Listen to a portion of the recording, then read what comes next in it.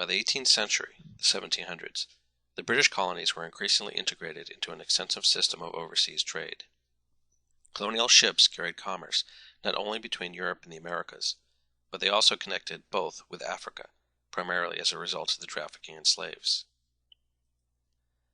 The southern colonies produced the largest share of colonial exports, followed by the middle colonies, and finally New England. Overall, what the colonies exported were non-manufactured goods: rice from the lower south, tobacco from the Chesapeake, wheat from the middle colonies, and fish from New England. A significant percentage of these exports went to England, but a large amount of food was sent to the West Indies to feed the large population of Africans held in slavery.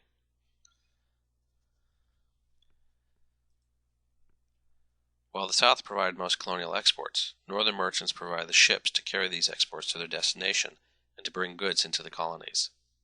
By the early 18th century, Boston, New York, and Philadelphia became major centers of shipbuilding and commerce, handling the growing volume of colonial trade.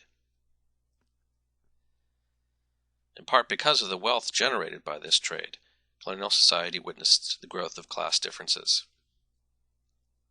In the South, we see the rise of an elite planter class, mostly located in the coastal or tidelands areas, where they had easy access to seaborne shipping.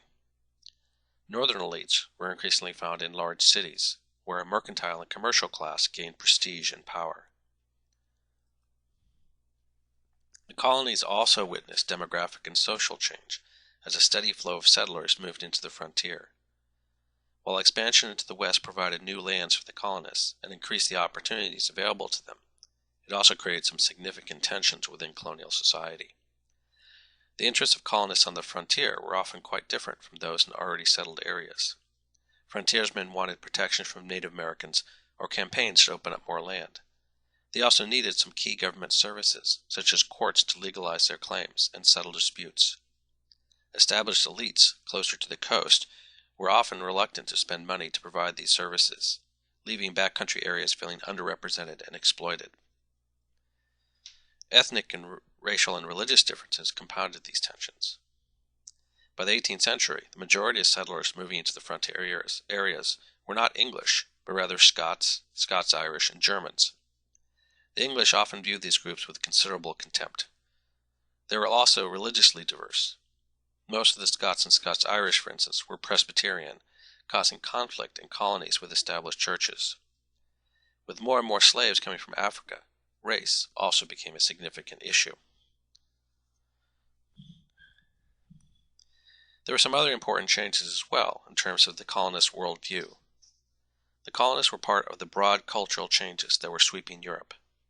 During the centuries following 1500, Europe had experienced a knowledge revolution. The introduction of printing, the challenge to the accepted ways of thought, all fed into a new interest and curiosity about the natural world that sought to explain the world not solely in terms of faith, but through reasoned observation and deduction, the scientific revolution. One of the key thinkers of the 17th century was Sir Isaac Newton, who was able to demonstrate that all physical objects obeyed precise mathematical laws, such as the law of gravity. This vision of the universe had a profound influence on what we call the Enlightenment, which essentially substituted reason for faith, emphasizing that mankind could actively pursue and understand how the universe worked. In the Newtonian universe, God maintained order through natural laws, not by direct intervention. One image often invoked by Enlightenment thinkers was the idea of God as a watchmaker. A watchmaker created a watch by assembling various sprockets, gears, and springs, which he then wound up and let run. They argued that God had similarly created the natural laws that ran the universe, and then stepped back and let it run. They further suggested that natural laws also applied to the operation of human societies. The idea that men could discover the underlying natural laws that govern the affairs of men would have a profound impact upon the revolutionary generation, which sought to boldly experiment in creating an ideal system of government based upon reason. Somewhat paradoxically, the early 18th century also saw a revival of religious sentiment, which swept both Great Britain and its colonies. The revivalists, men like Jonathan Edwards and George Whitefield, appealed directly to the people's emotions and stressed direct revelation. the ideas that the individual could achieve salvation through their belief and that all individual souls were important.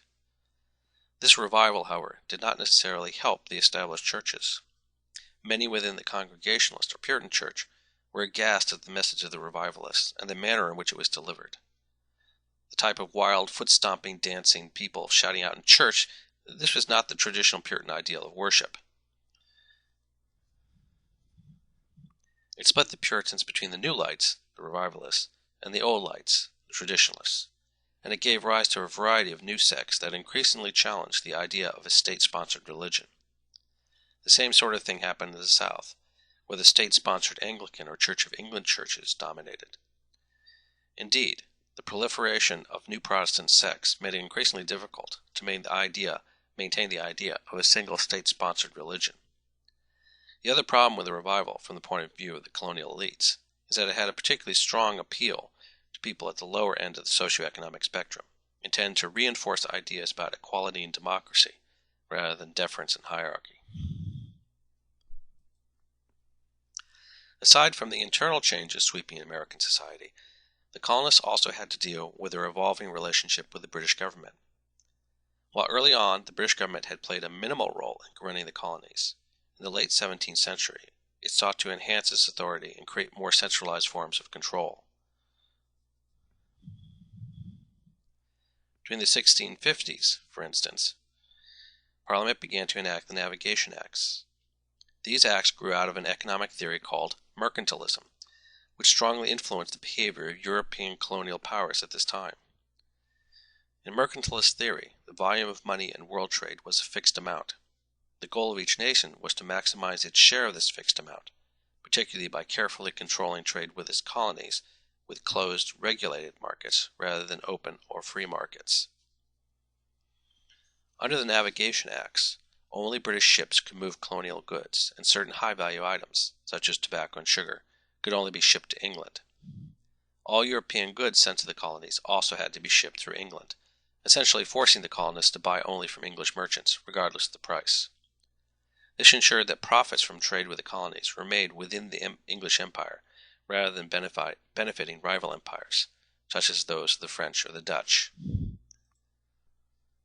New England merchants rebelled against these limitations of their ability to trade. In part because of this resistance, Charles II revoked the Massachusetts corporate charter and replaced it with a royal charter. James II went even further by eliminating all the colonial charters for New England and merging them with his possessions in New York to form the Dominion of New England. In this new super colony, there was no representative assembly. All power rested in the hands of a royal governor. James II appointed John Andros to this position, and Andros quickly set about making himself extremely unpopular. Fortunately for New England, James II had also managed to make himself just as unpopular in Britain as he had in the colonies. His attempts to return to a more autocratic government infuriated Parliament, and there were deep concerns that James, who had openly declared himself as a Catholic, would overthrow the established Protestant order in England. In 1687, Parliament moved to remove the unpopular king and put in his place William of Orange from the Netherlands. This event, known as the Glorious Revolution, marked the second time in the 17th century that Englishmen had gotten rid of their king. Parliament also insisted that King William sign a document guaranteeing the basic civil liberties of Englishmen, what became known as the English Bill of Rights. With James no longer on the throne, the British government quickly dissolved the Dominion of New England, and the colonial charters were restored.